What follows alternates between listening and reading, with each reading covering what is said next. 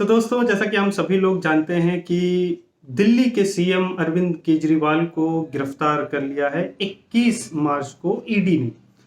अब इनकी गिरफ्तारी के बाद कई सारे सवालात उठ रहे हैं। क्वेश्चन जो हमारे सामने हैं एज ए लॉ स्टूडेंट्स या एज ए जुडिशियल एस्पायरेंट्स, हमें जानना चाहिए कि संविधान इसके बारे में क्या कहता है। जो एक क्वेश्चन उठ रहा है, गूगल पे भी आप सर्च कर डालिए, ये क्वेश्चन आ रहा है कि क्या एक सीएम जो कि जेल में है, जेल में रहते हुए संवैधानिक तौर से क्या वो राज्य को चला सकता है? कानूनी तौर से कैसे चलाएगा? अगर चला भी सकता है तो कैसे चलाएगा? संविधान इसके बारे में क्या कहता है?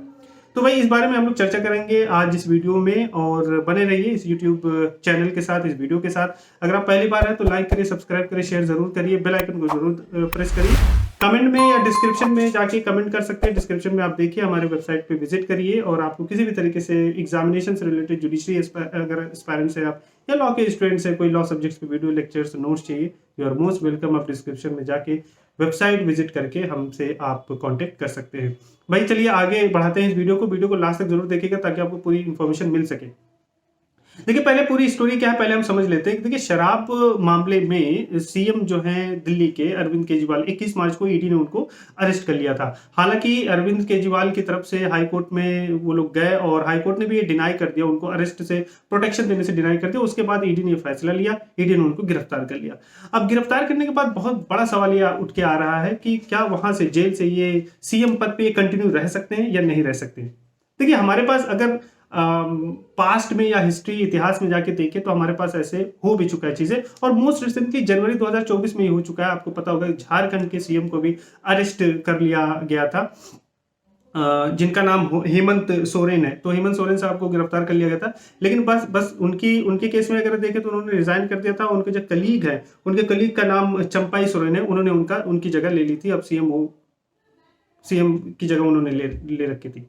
पर अब यहाँ इनके केस में, केजरीवाल के साहब के केस में आ रहा है ईडी इन्फोर्स, या इनको इन्फोर्स किया जा रहा है, फोर्स किया जा रहा है कि भैया आप रिजाइन कर दो और वहां से आपको रिजाइन करना पड़ेगा।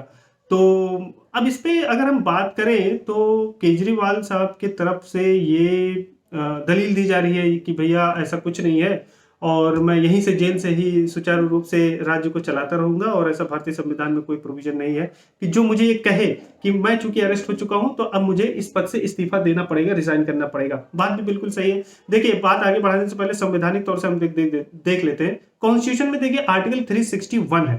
361 बेसिकली गवर्नर को, लेफ्टिनेंट गवर्नर को और प्रेसिडेंट को ही सिर्फ ये इम्यूनिटी देता है कि उनको ड्यूरिंग उनके टेन्योर में एज ए प्रेसिडेंट है या एज ए गवर्नर है, गवर्नर रहते हुए, प्रेसिडेंट रहते हुए उनको अरेस्ट नहीं किया जा सकता। चाहे वो सिविल मामला हो, चाहे वो क्रिमिनल मामला हो, उनको कभी अरेस्ट नहीं किया जा सकता ड्यूरिंग द टेन्योर, या उन पे कोई प्रोसीडिंग, क्रिमिनल प्रोसीडिंग इनिशिएट या स्टार्ट नहीं की जा सकती।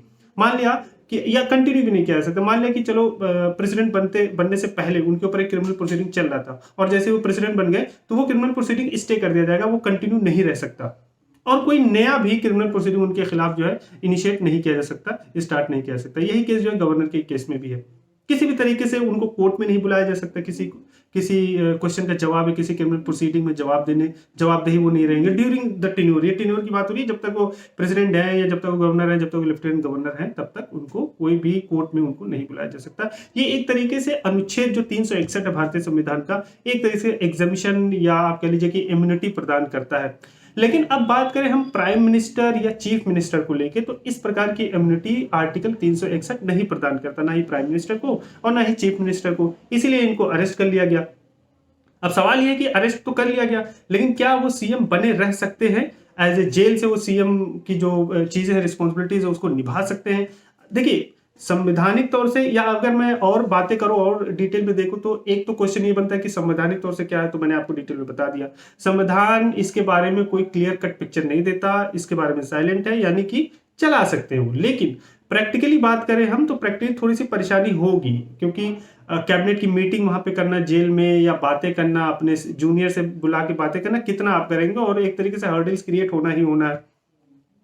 पास्ट में केजरीवाल साहब ने एक एग्जाम्पल दिया, इतिहास में अगर देखा जाए तो लालू प्रसाद को भी गिरफ्तार किया गया था, तो उन्होंने अपनी वाइफ को सीएम बना दिया था, तो उनका भी यही कहना है। देखिए प्रोबेबिलिटी क्या हो सकती है कि सीएम अगर मान लिया रिजाइन भी करते हैं तो उनके यहाँ पे कौन कौन दावेदार हैं जो सीएम बन सकते हैं। तो एक तो उनकी खुद की वाइफ हो गई सरिता हैं, भाई वो रेवेन्यू ऑफिसर रह चुकी हैं, तो एक स्ट्रॉन्ग कैंडिडेट है और एक्टिवली वो एक्टिव भी रही है पार्टी में, एक्टिव भी काम उन्होंने किया है, तो एक तो वो हो गई। दूसरी आप ये कह सकते हैं कि आतिशी हैं, उन्हीं के दिल्ली गवर्नमेंट के मिनिस्टर हैं, वो एक स्ट्रॉन्ग हैं। और एक और कैंडिडेट है भारद्वाज साहब, हेल्थ मिनिस्टर आप कह सकते हैं, एक वो भी एक सौरभ भारद्वाज है जो भी स्ट्रॉन्ग कैंडिडेट है, उनको भी सीएम बनाया जा सकता है। तो ये 3 स्ट्रॉन्ग दावेदार हैं। अगर वो नहीं रहेंगे, सीएम रिजाइन करते हैं, तो इन तीनों में से कोई ना कोई सीएम बन सकता है। लेकिन एक प्रोबेबिलिटी और है, अगर हम इसमें बात करें कि लेफ्टिनेंट गवर्नर का क्या रोल होगा इन सब में,